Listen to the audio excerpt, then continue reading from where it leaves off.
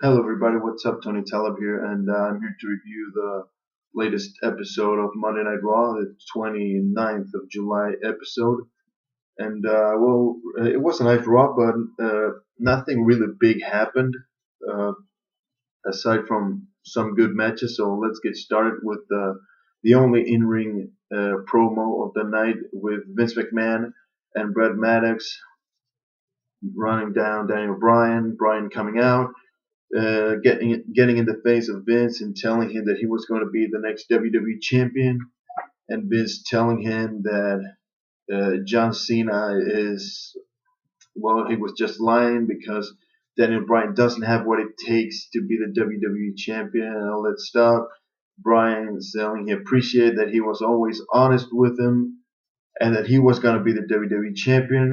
It was a nice promo, a nice little bit where Daniel Bryan tried to stand on his toes to be at the level of Vince McMahon, and Vince at one point lowered himself to the level of Daniel Bryan. But then the matches started. The first one with Mark Henry and the Usos meeting the Shield. The Shield with a great win. And Mark Henry, man, he's a powerhouse. He's very, very strong. And well, I was expecting this match to take place at SummerSlam, maybe, but well, good, very good match, by the way.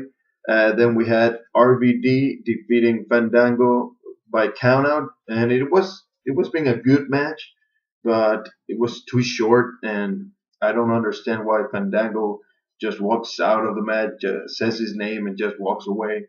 It seems pretty stupid, but anyway, it was, in my opinion, could have been the match of the night if they had given it some more time or a lot of time.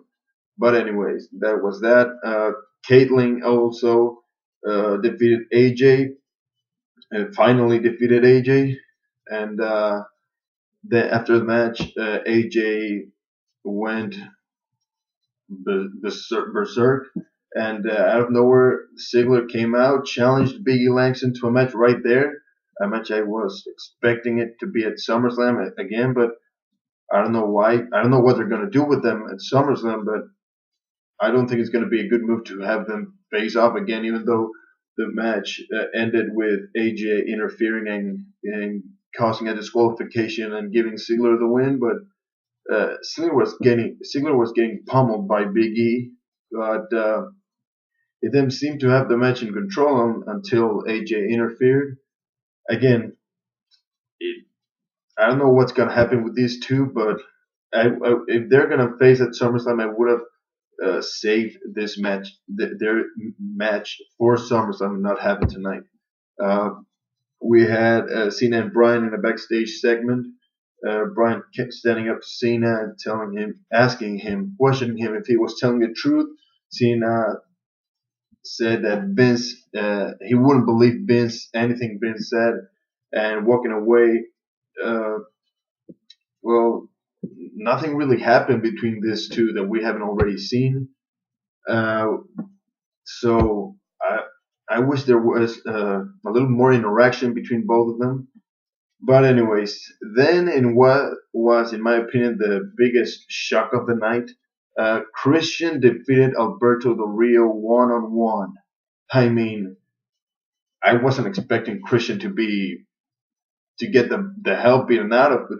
I really wasn't expecting him to win, especially after the uh, his arm being attacked so much, and a nice little move from Christian at the end, reversing the arm breaker into a kind of a roll up, an inside cradle, and picking up the win. Del Rio was furious, and well, this Friday night, Del Rio is gonna pick who he's gonna face at SummerSlam for the World Heavyweight Championship, and it was, in my opinion, uh, probably the best match of the night.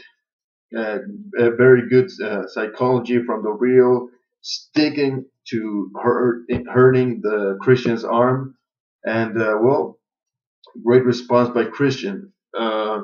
Cody Rhodes defeated Wade Barrett, and man, I love the Crossroads. I think it looks pretty devastating. It looks pretty cool, and after the match, Sandow coming out, and this guy just just when every time I see him, I just know I'm gonna be laughing at him and all the stupid things he says, or the intellectual things he says.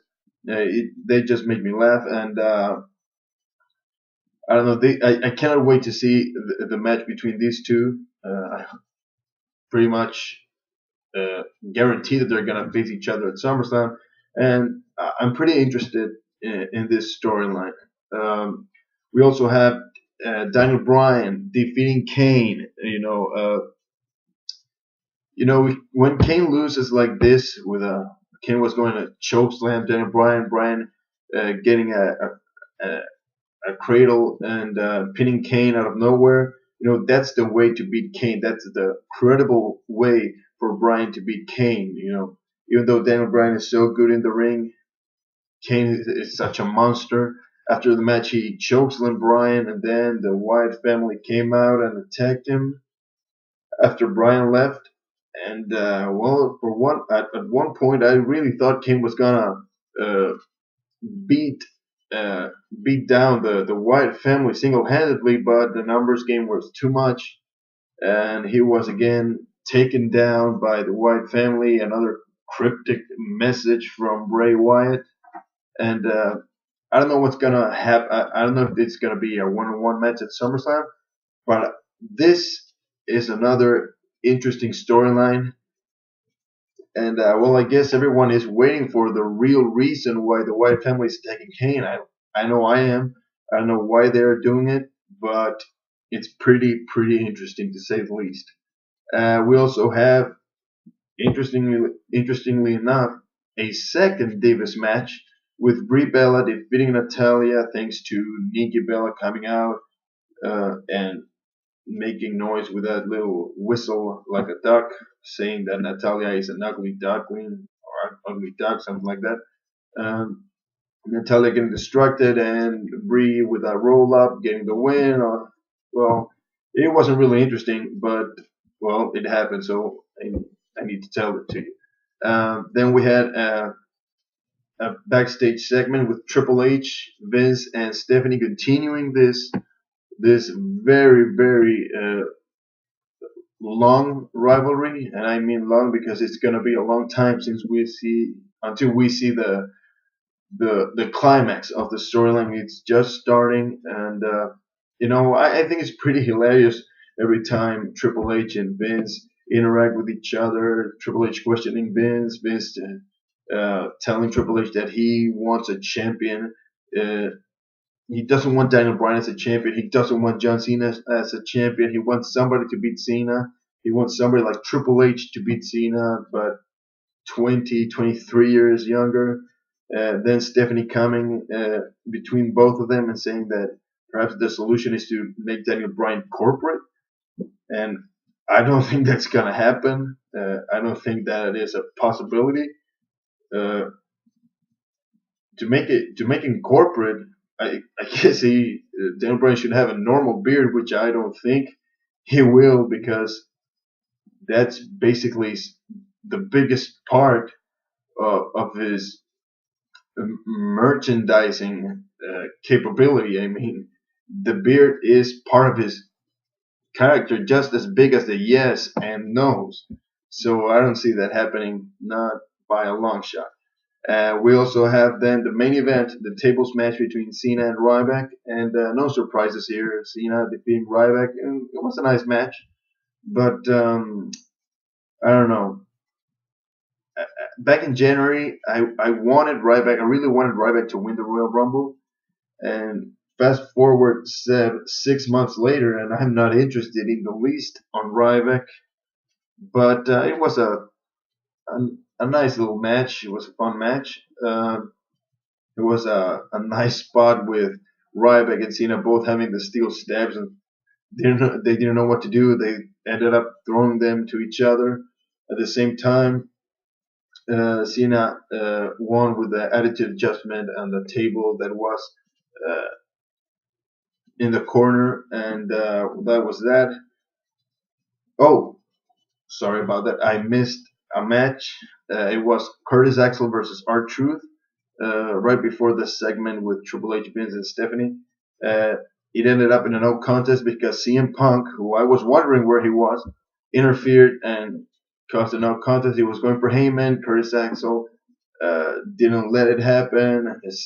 Punk knocked out Curtis Axel with a clothesline, and that was that.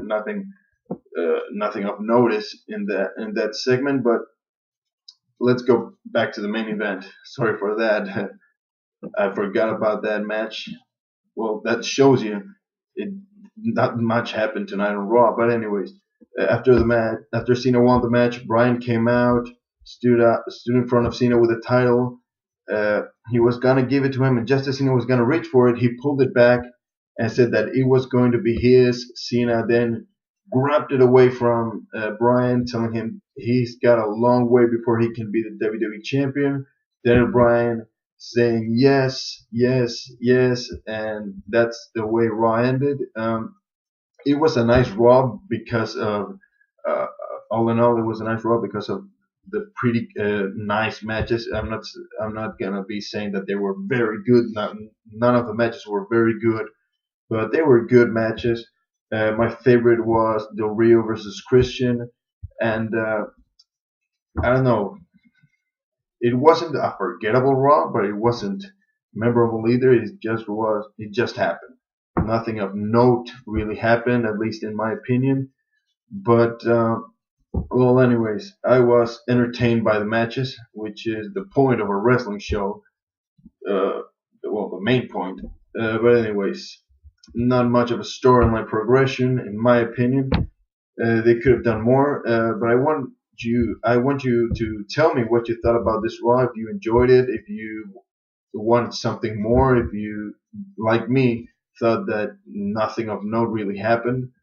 Uh, Tell me which was your favorite match, and please tell me everything you thought about this Raw in the comment section, and please like this video, help me out by subscribing, and share this video. Thank you very much for watching. Good night. God bless.